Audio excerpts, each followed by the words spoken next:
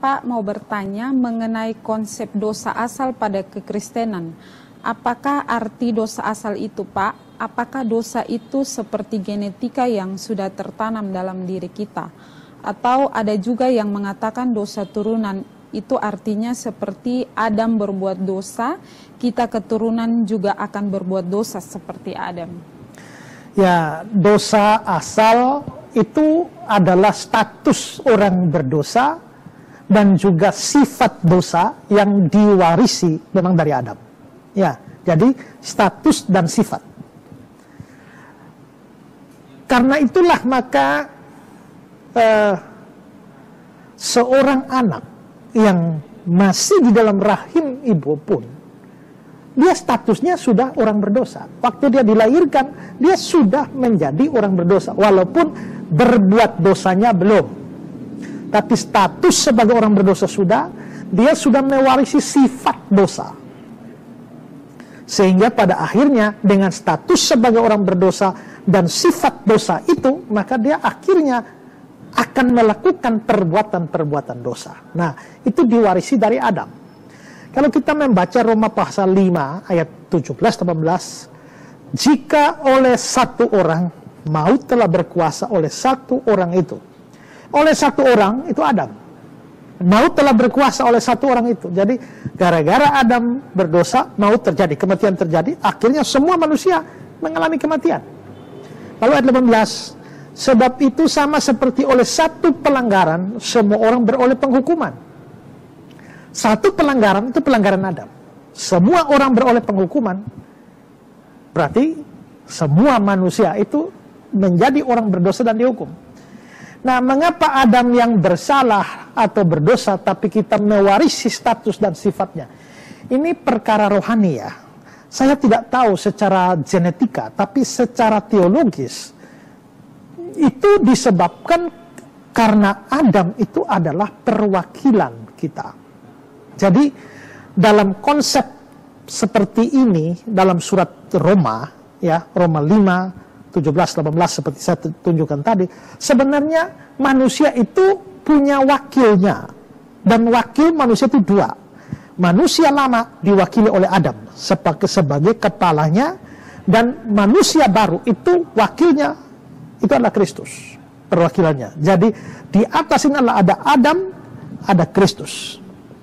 Nah, semua orang ini kan ada manusia pertama, maka semua orang itu akan lahir sebagai atau di dalam Adam. Nah, karena Adamnya itu berdosa, maka semua yang di dalam Adam itu dianggap orang berdosa. Sampai kalau saudara mau percaya pada Yesus, saudara pindah dari Adam ke Kristus. Maka sekarang saudara punya wakilnya baru, yaitu Yesus. Yesus ini siapa? Orang benar. Nah, karena Yesus orang benar, sama seperti tadi keberdosaan Adam diberlakukan kepada semua di dalam dia, maka semua di dalam dia itu dianggap orang berdosa. Sekarang Yesus itu orang benar, maka semua yang berpindah dari Adam ke Yesus dan sekarang di dalam Yesus, di dalam Kristus, kebenaran Kristus diberlakukan untuk semua yang di dalam.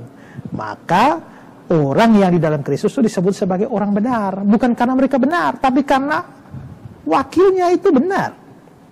Ya, kalau yang sini mereka itu orang berdosa, bukan hanya karena wakilnya orang berdosa, tapi mereka juga ternyata orang berdosa, karena sudah mewarisi status dan sifat dosa. Ya, nah jadi ini yang sama seperti saya bilang, perwakilan itu kan kalau kita misalnya pertandingan sepak bola, yang main kan 11 orang. Kalau yang main dari Indonesia, grupnya Indonesia 11 orang juga yang main. Indonesia lawan Thailand. Berapa orang yang main? 11. Kalau 11 orang itu menang, maka kita sebut Indonesia menang. Kenapa Indonesia menang? Karena 11 orang itu perwakilan kita. Dia menang, kita semua teriak menang, tapi kan tidak ikut main. Kalau 11 orang itu kalah, maka kita bilang, duh Indonesia kalah, kita kalah. Kenapa kita kalah? Karena 11 orang itu perwakilan kita. Kalau draw, kita bilang kita draw. Nah, wakilnya. Nah, karena wakil seperti itu, maka Adam jatuh, semua kita jatuh. Adam berdosa, kita semua berdosa. Nah, tapi begitu kita percaya pada Kristus, kita pindah. Kristus benar, kita semua benar. Kristus itu kudus, kita semua kudus. Sekalipun dalam fakta hidup kita masing-masing, kita nih jauh dari kudus. Kita jauh dari kebenaran. Karena kita sering kali melakukan pelanggaran-pelanggaran. Nah, itu masalah moral, masalah etika. Tapi masalah status, kita statusnya adalah orang kudus, statusnya adalah orang benar, bukan karena kita kudus, bukan karena kita benar, tapi wakilnya kita itu loh. Dia benar. Itulah sebabnya di dalam Roma 5 ayat 17 tadi ya.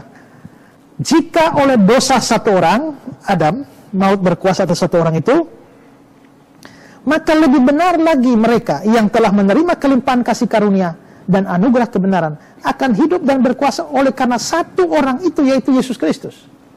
Ayat 18. Sebab itu sama seperti oleh satu pelanggaran, yaitu Adam, semua orang beroleh penghukuman, demikian pula oleh satu perbuatan kebenaran, itu Yesus. Semua orang beroleh pembenaran untuk hidup. Nah, konsep dosa asal itu harus dimengerti seperti itu. Soal apakah itu terjadi secara genetika, saya tidak tahu. Ya, tapi saya jelaskan secara teologis. Ya.